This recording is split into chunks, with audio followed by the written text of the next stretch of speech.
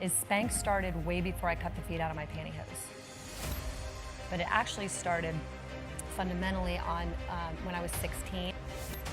And I said out loud in my apartment, universe, give me the idea. And 2 years later,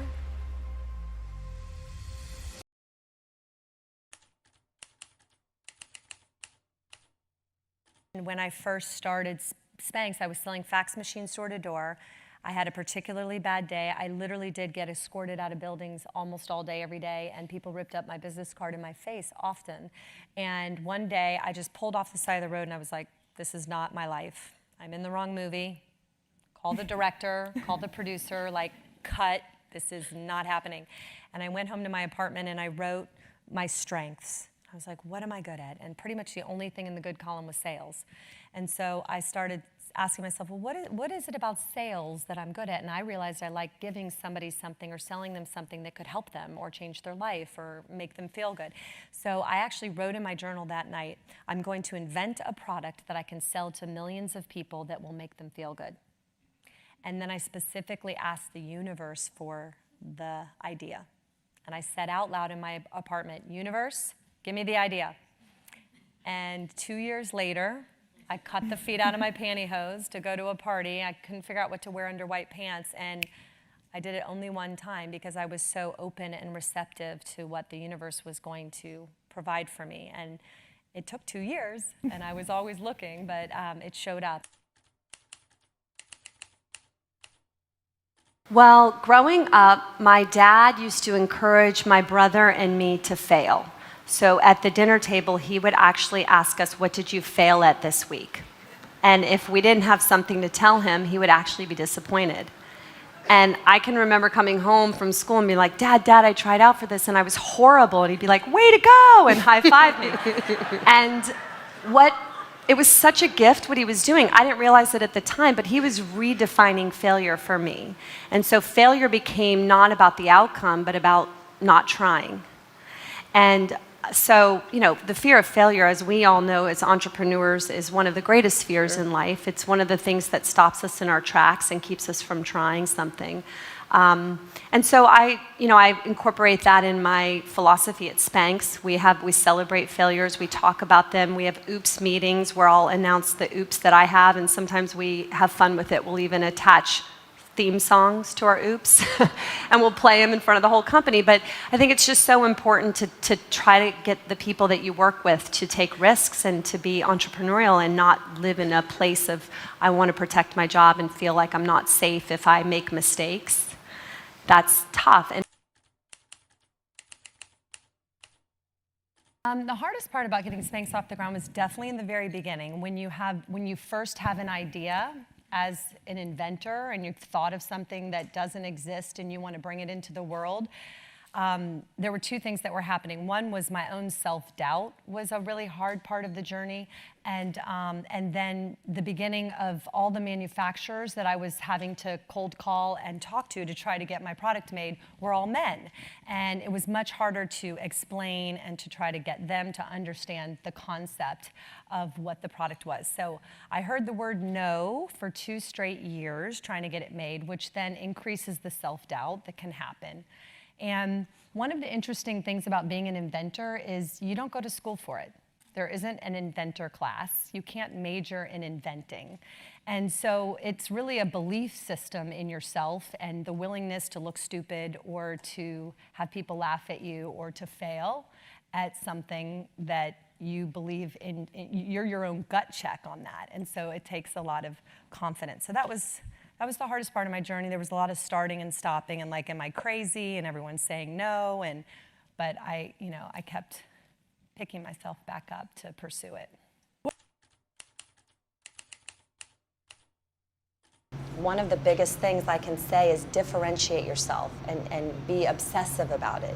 Like tell yourself in the mirror or be able to tell anyone in 30 seconds or less why you're different, why what's out there isn't as good, and why the customer needs it. Like, what is the benefit to the customer?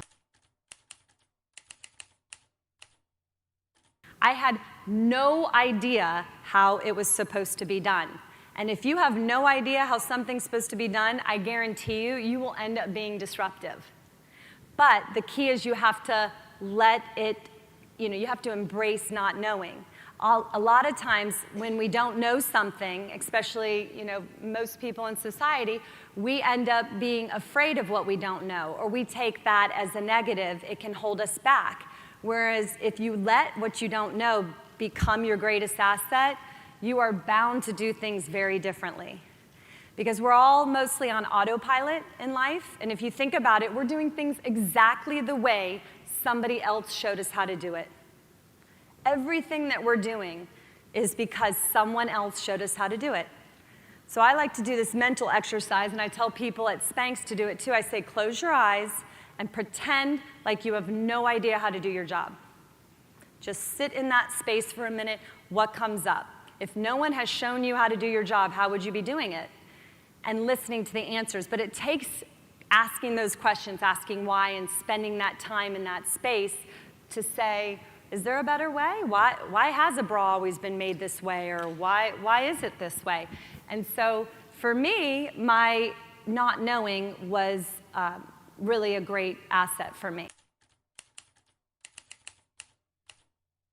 On my homepage, I remember, and even in my marketing, all my marketing materials, I tried to be very concise. I had one sheet, and the first paragraph had who I was, and it had a photograph of my face, and why I did it. And then the second one was a photograph of the product, and why the product, why I created it, why it's unique, and why there was nothing else like it. And as a customer, you had to buy this one over whatever else. And then I, at the bottom, put where you could buy it. And initially it was like one store. It was like, buy it at Neiman's or in these 3 boutiques in Atlanta or whatever. But I think just being very clear about, you want someone to identify your product, your name, your story, who you are, why you did it, and be compelled to want to try it.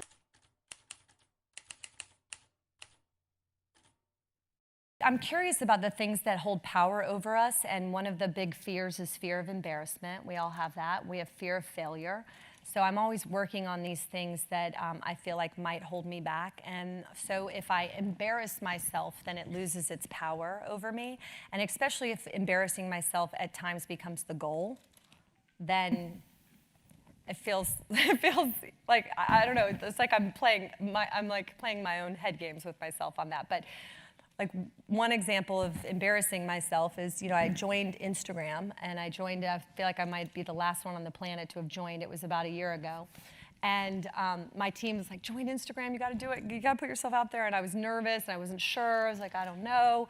And the day that I joined, I happened to be flying to New York on business, and I was at the Atlanta airport.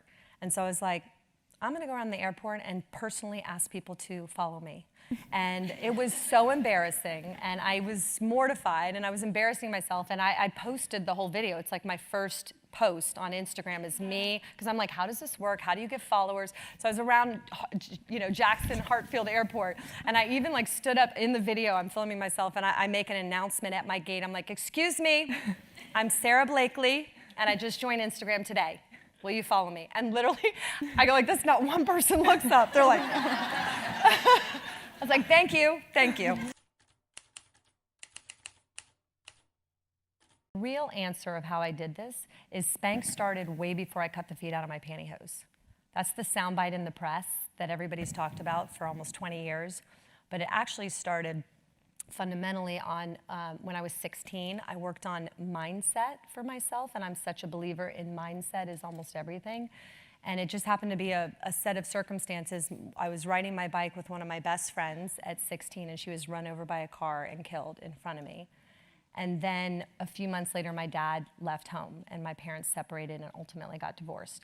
And when my dad moved out, he came into my bedroom, and he handed me a cassette tape series called How to Be a No Limit Person by Wayne Dyer. And he said, sweetie, I wish I discovered this when I was your age instead of the age of 40. And then he moved out. And so I started listening to this How to Be a No Limit Person, which was talking about visualization, law of attraction, not caring about what other people think about you, the fear, not being consumed by the fear of failure. And it just, the clouds parted for me, and I thought, I've spent a lot of time being taught what to think, but no one's really teaching me how to think. And at 16, that was so incredibly important. So in this digital platform, it's kind of passing on a lot of these insights that deal with mindset that I think is the real reason that Spanx exists.